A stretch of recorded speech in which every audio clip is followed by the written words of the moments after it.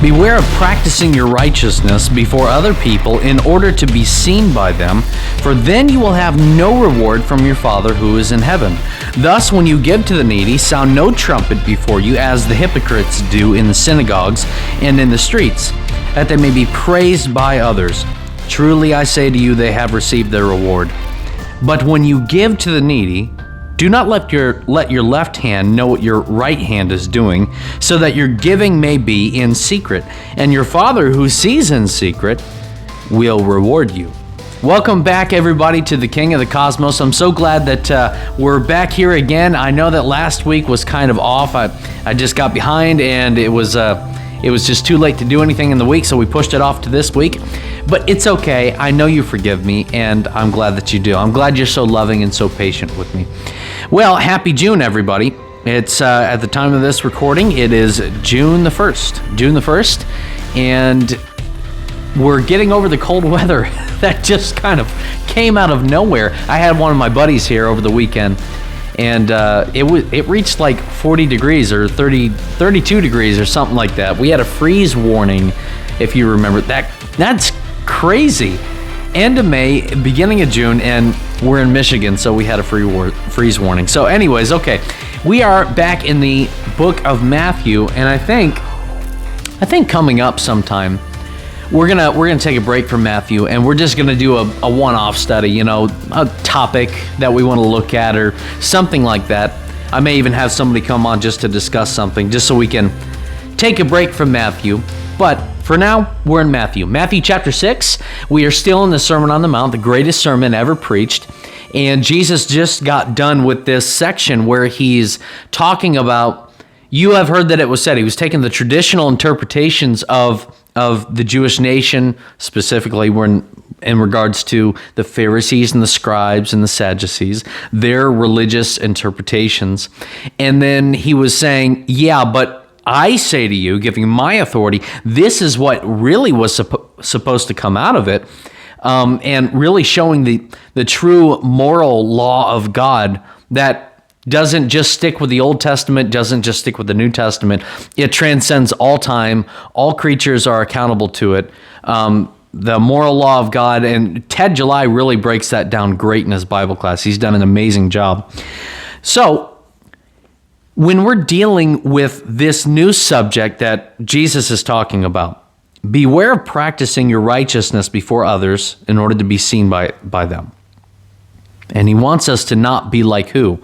Like the hypocrites is what he says. The Pharisees, the scribes, who are Jesus's enemies in this day and time. Make no mistake, everywhere in this sermon is just a hit against the Pharisees, and that is not for no reason. Human pride is a very, very big problem in the eyes of God. And the very fact that we tend to downplay that when it comes to religion shows that that's a problem. Not everybody downplays it, but there are a bunch of people who like to downplay that. That's not even a problem. It is a problem. But the question now in this section is this, okay? Is it a command to give? When Jesus says this, he just kind of assumes that we're going to be giving. We're going to be doing good things. He says, beware of practicing your righteousness before other people in order to be seen by them. And then he gives the illustration of the Pharisee who, hey, look at me, everybody. I'm giving, and he blows a horn or does whatever he does to get attention. The question is it a command to give? And in order to understand that question, we have to go back into the Old Testament context. Let's, from a moral perspective, what was God's expectation when it came to giving? I have a scripture for you. Deuteronomy chapter 15, verses 7 through 11. I'm going to read it for you. If among you one of your brothers should become poor in any of your towns within your land, that the Lord your God is giving you, you shall not harden your heart or shut your hand against your poor brother, but you shall open your hand to him and lend him sufficient for his need, whatever it may be. Take care lest there be any unworthy thought in your heart, and say that the seventh year, the year of the release is near, and your eye looked look grudgingly on your poor brother. And you can give him nothing, and he cry to the Lord against you, and you be guilty of sin. You shall give to him freely, and your heart shall not be grudging when you give to him, because for this the Lord your God will bless you in all your work and in all that you undertake. For there will never cease to be poor in the land. Therefore, I command you, you shall open wide your hand to your brother and the needy and to the poor in your land. Does God expect all of us to be like that, or just Israel at the time? Now, of course, that was directly given to Israel, but that is a moral kind of thing. Giving to the needy is a moral thing. It comes from benevolence. This is something this is what God's all about, is about giving to the needy, certainly in the realm of salvation, but even in the course of everyday life, everyday blessing. That's what God does. That's what he's all about. It's all about grace and giving. So when we talk about giving, I think it's no question that giving is not just commanded, but it's expected of us. Of course, we have the contribution here in the church. Every church is, we give every Lord's Day, first day of the week, but not as an ordinance, not as something that is to be done because this is a law, so fulfill it. No, it's supposed to be part of the new creation that we have become. It's supposed to be a part of the heart and the mind. That's why it says, when you give, don't give in a way that's, I guess I have to do this. No, I want to give. And so, when you see somebody sitting on the side of a drugstore or a gas station and they're very obviously homeless, there's this stigma about giving to people. Well, we should do it with a heart of love and wanting to help them out, to show God's light to them. And that's a good thing. Now, the other side of that, and what Jesus is really getting to, because the Pharisees, they got that. They understood that. The three biggest parts of religion are what? Prayer, fasting, and giving. Okay? Those are the three biggest parts of religion, and the Pharisees got that down. In fact, even in Islam today, the pillars of Islam, well, those are three of the pillars right there. Giving is one of those things. So the Pharisees have that. It's how they are using it that's the problem. How are they using it? They're using it as a sense of, look at my righteousness, look at how good I am. Everybody look at me as I give. This is why I personally have a problem. Maybe you're not like this, but I'm like this. Whenever I see some big corporation or some big name individual deciding to openly give to charity or openly give to this or to that, this passage just screams in my head. It's like, why do you have to tell anybody? Why are you wanting to tell anybody? Now, granted, with bigger named people or bigger organizations, it's kind of hard to hide what you do with money, and that's for a good reason. But at the same time, this is what goes through my head. When we give, we don't give with an attitude of wanting to receive some sort of praise from mankind. We do it because it directly mirrors who God is, and we are made in his image. So that's what we should be modeling in our life every single day is God. We should be showing people what God is like in our life. And Jesus did the best job of that in all of his life. That's why we are to be Christ-like. Now, he says, beware practicing your righteousness in order to be seen by other people. Verse 1, okay? Chapter 6, verse 1. For then you will have no reward from your Father who is in heaven. Now, wait a minute. Is Jesus saying that we can earn righteousness and we can earn our salvation by simply doing good things like giving? Because he says reward here, right? No, it's not that kind of reward. That reward is earned by one person, and that's Jesus Christ. He earns salvation for everybody. When he says reward here, there is the base package of salvation that every Christian is going to receive because of the finished work of Jesus Christ. Everybody's going to receive that. Every Christian is going to receive that. We're not turning into a universalist here. But then there is also the idea that there are going to be varying levels of reward on top of salvation that you get.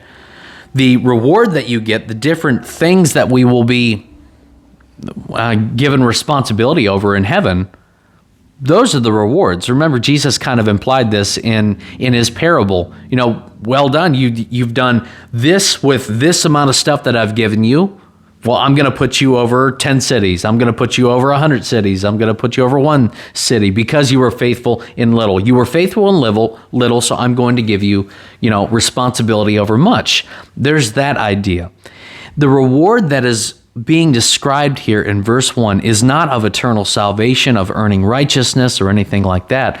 The reward here is merely praise from God and whatever the reward happens to be in heaven.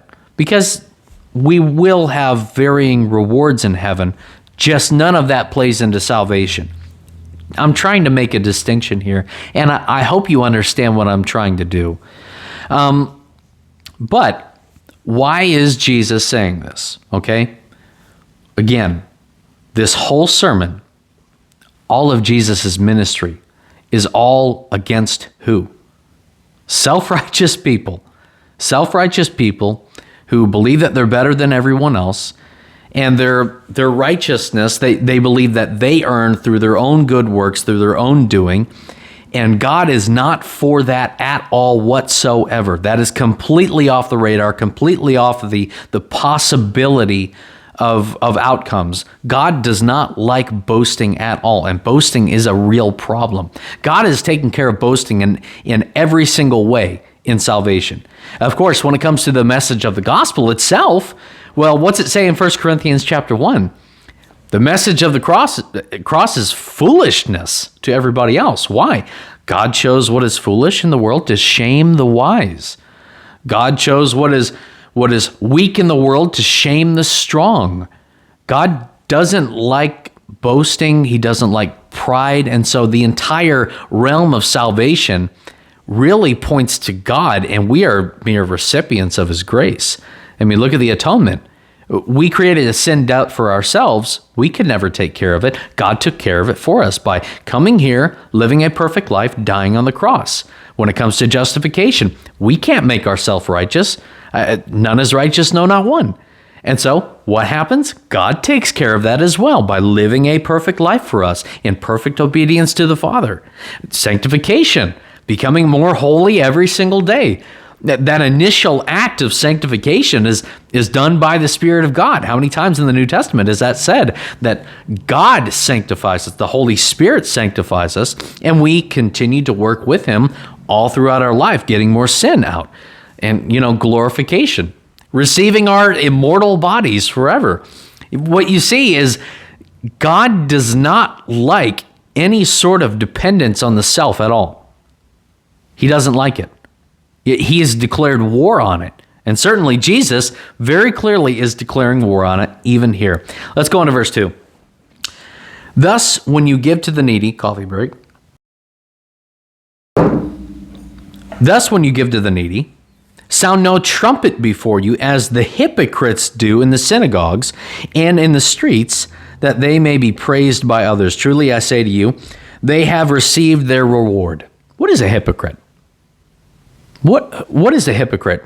I'm assuming that most of us kind of know what it means, but how about we go ahead and do this? I'll pull you up on my screen here, and we'll do a word search.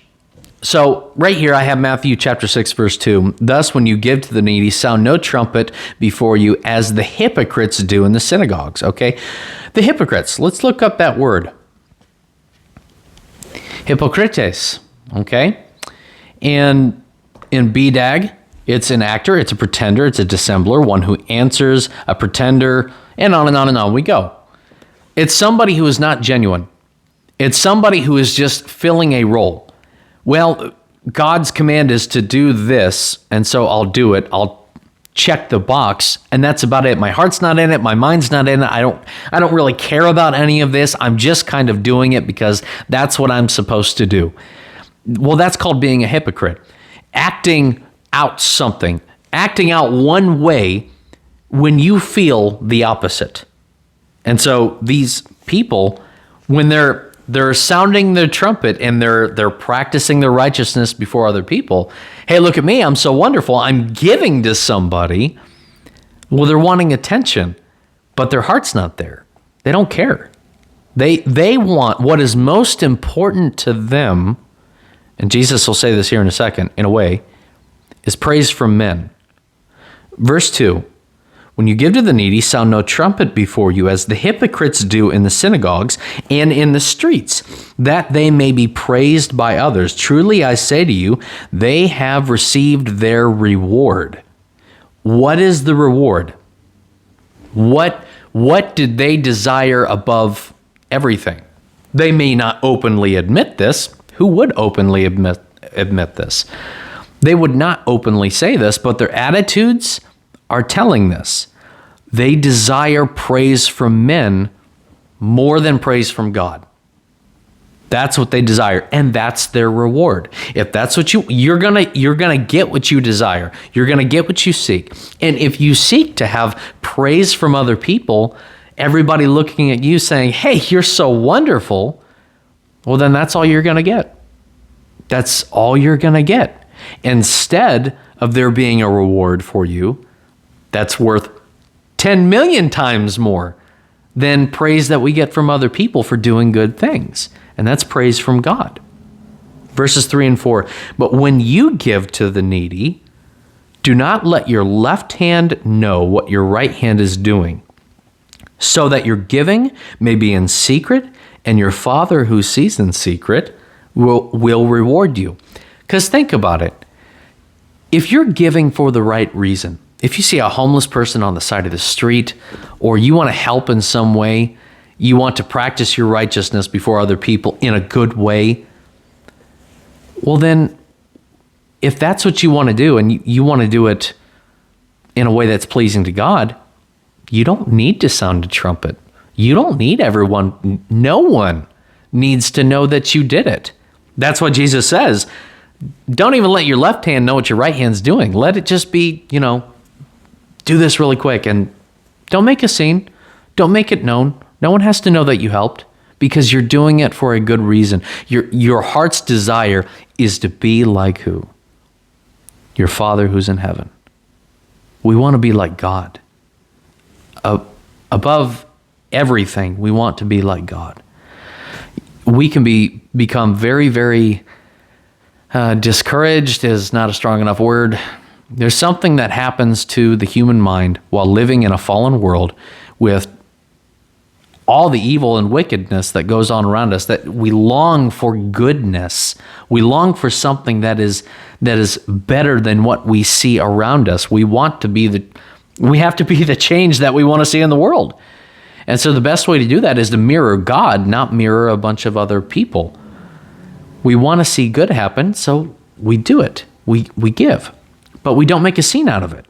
It's not in our heart's desire to get praise from men. It's in our desire to get praise from God. That's who we want to please. That's always who we want to please.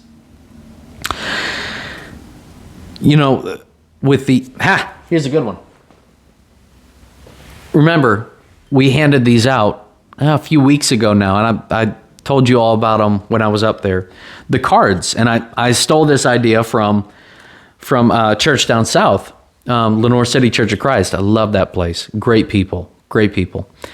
You take a card and you go through the drive-through and you pay for the person behind you and you give them this card. No one knows that it was you. You drive on your merry way. You're not looking for praise, but the work is done. What speaks to people more than free food? Hey. And so you give this to them through the drive-through, and the message will be given to them. Something good has been done for them, and that'll make them reflect. And you got no praise for it. They don't even know who you are. You just drove off before they even saw. Don't let your right hand even know what your left hand is doing when you're giving. Do a good thing because it's a good thing, because it looks like what God would do. Now, question. How does something like this mesh with something like, say, in Matthew chapter 5, verse, let's see. Verse 13. Well, Let's go to verse 16. In the same way, let your light shine before others so that they may see your good works and give glory to your Father who is in heaven. And then you read something like, beware of your practicing your righteousness before other people in order to be seen by them. How does that mesh together? Well, Jesus tells us it's the heart intent. It's what you want out of that encounter, out of that good work. What are you wanting out of it? Beware of practicing your righteousness, not in total, but in order to receive, in order to be seen by them. Why are you doing it? That's the question.